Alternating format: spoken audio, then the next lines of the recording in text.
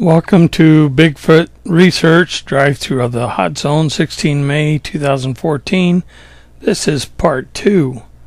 Now in part 1 we started out driving through the hot zone and I put it to music, and it was more or less an experiment to find out how y'all liked it. I got many compliments and so forth saying it was real spooky music and it was fun, and then about 50% of the comments said that they would rather hear me narrating something about Bigfoot. So this particular one is going to have me telling stories about the Bigfoot. Many of you have heard my story about how I became involved in Bigfoot research through my website and so forth. And some of you know how and why I do what I do.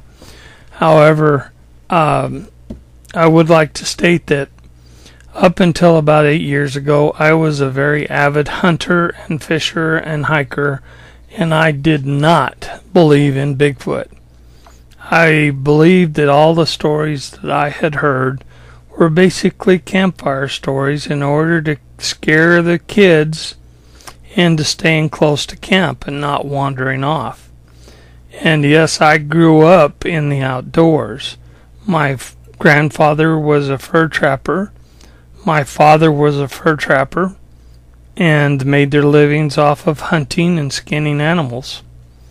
However, my father eventually made his way to the city and became an auto mechanic and worked in Mesa, Arizona in his own garage at Jerry's Auto Repair at 524 East Broadway in Mesa.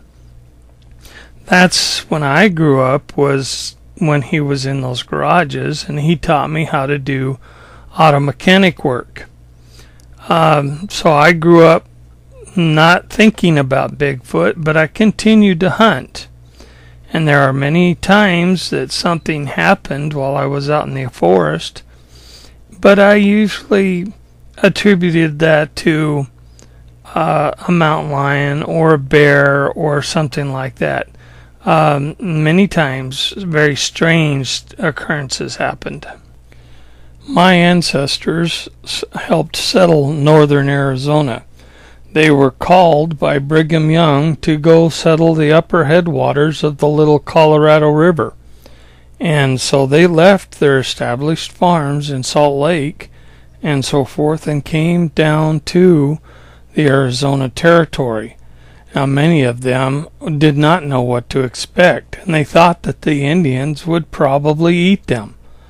It was just misconceptions. And it turns out that the Indians actually turned out to be some of their best friends. When my ancestors reached the upper headwaters of the Little Colorado, the town of St. John's, the town of Springerville, and so forth, really didn't exist. St. John's was more or less a small Mexican town with nothing much to it, and Springerville and Eager had not even been established. So can you imagine trying to start a life with basically what you brought in a wagon? Very difficult to do. As the farmers and ranchers began to settle the areas and build their homes and so forth, they had several occurrences with what they called the wild man or the hairy man.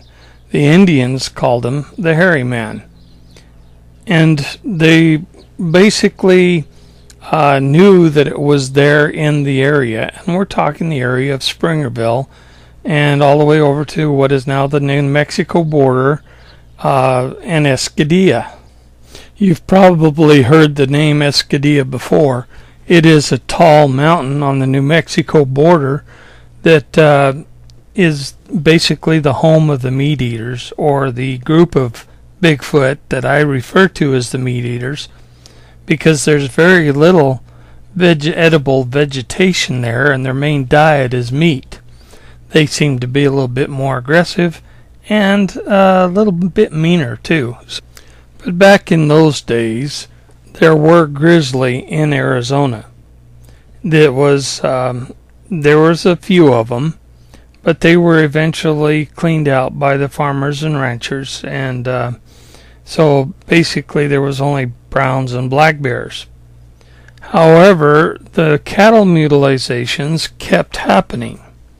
Now, these are not the same as a UFO or anything like that. It was a mauling, which means it was a big predator, such as a bear or a mountain lion or something like that. And it was taking a toll on the cattlemen's livestock. Now, of course, the non-believers all blamed it on bears and lions and so forth. However, some people, some of the fur trappers and so forth, knew differently. They knew that there was the hairy man out there, and they had witnessed him several times. My family started collecting up stories about their experiences with the Bigfoot, and they didn't call him the Mogollon Monster or the Bigfoot. It was the wild man.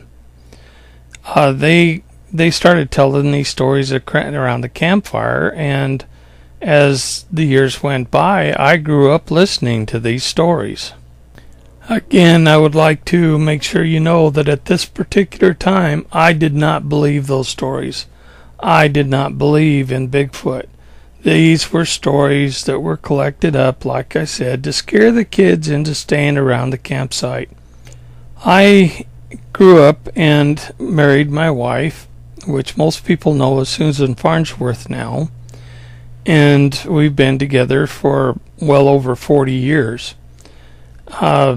We decided to collect these stories over the past and publish them in a book, and we did so, and it's called The Mogollon Monster, Arizona's Bigfoot. Now, the reason why we published this book about the Mogollon Monster was not to make money or glory or fame. It was to be able to record the stories and keep them for our posterity. I knew that my older generation would die off, and these stories would die because there's no longer any family campouts or hunting campouts, and therefore the stories would disappear. Now, we did not claim to be any kind of Bigfoot expert or anything like that. We didn't really do any research other than collect up the stories and write them in a book. However, over a period of time, people started assuming that we were experts. But again, I was a non-believer. I did not believe in Bigfoot. It really didn't take long for people to start sharing their stories with us. Now, we didn't advertise for the stories or anything like that, but they started contacting us through the publishers and through the book and so forth, and wanting to tell us what they had seen and what they had experienced. And very many of them were very interesting. One day we were contacted by a couple that were very, you might say, excited and scared about an event that they had just had that was not too far away from where we lived. When we got there, we had our own experience. A tent was crushed down on us, and shortly after, a research group found a 19-inch footprint about 30 feet from where the tent stood. It looked very much like a large human barefoot footprint. My thoughts went back to the couple when they reported their event. They stated that they were using the outhouse during the middle of the night. The wife had gone inside to use the outhouse, and the husband was standing outside kind of guarding the outhouse, and they were going to switch places and then go back to the tent. Well, a big fight of some sort stirred up on the hill above them. It was a tremendous fight, screaming and yelling and boulders and being thrown and trees being broken and snapped and so forth. It scared the couple so bad that they both climbed into the outhouse, closed the door, and held it closed with their feet all night long. As we were investigating the footprint that we had found that was not over 30 feet from where our tent had stood, a forest ranger came rolling down the road, and he stopped and he asked us what we were doing. And we told him we were looking for Bigfoot, kind of jokingly, of course. And he kind of pondered a few moments, and then he looked at us and he goes, that explains the scat that I've been finding. I know the animals here in my forest, and this is something different. I'm finding a lot of scat that I cannot identify. It was then that it dawned on me that there was something strange going on in this forest, that there had to be something more than bears and lions. And this is what started my quest on finding out the truth about Bigfoot. I hope you enjoyed the drive through the hot zone and the stories or my tale of how I got started in Bigfooting. Perhaps we'll do it again. Let me know if you liked it.